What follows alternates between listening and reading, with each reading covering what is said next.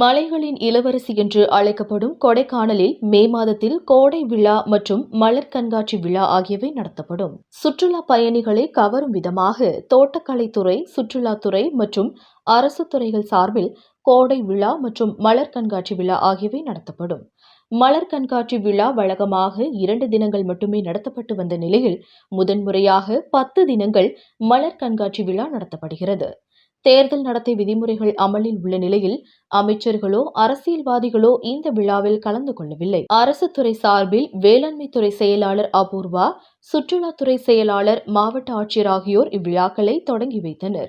மலர் கண்காட்சி விழாவின் சிறப்பம்சங்களாக சுமார் 1,00,000 கார்னேஷன் மலர்களை கொண்டு மலர் உருவங்கள் அமைக்கப்பட்டு இருந்தது. மலர்களால் அமைக்கப்பட்ட சேவல், வான்கோழி, நெருப்புக்கோழி, மயில், வீடு, மரம், மலர் ஆகிய உருவங்கள் சுற்றுலா பயணிகளை வெகுவாக கவர்ந்தது.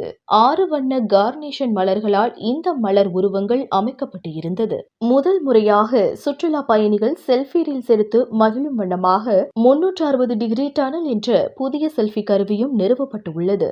இந்த செல்ஃபி கருவியை சுற்றி மலர் சுவர்கள் அமைக்கப்பட்டுள்ளன. மலர் கண்காட்சி அரங்கத்தில் 2500க்கும் அதிகமான மலர்கள் காட்சிப்படுத்தப்பட்டுள்ளன.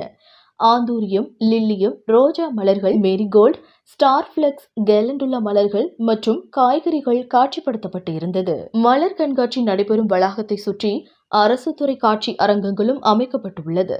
கடந்த ஆண்டு மலர் கண்காட்சி விழாவின் போது நுழைவு கட்டணம் 30 ரூபாயாக இருந்தது.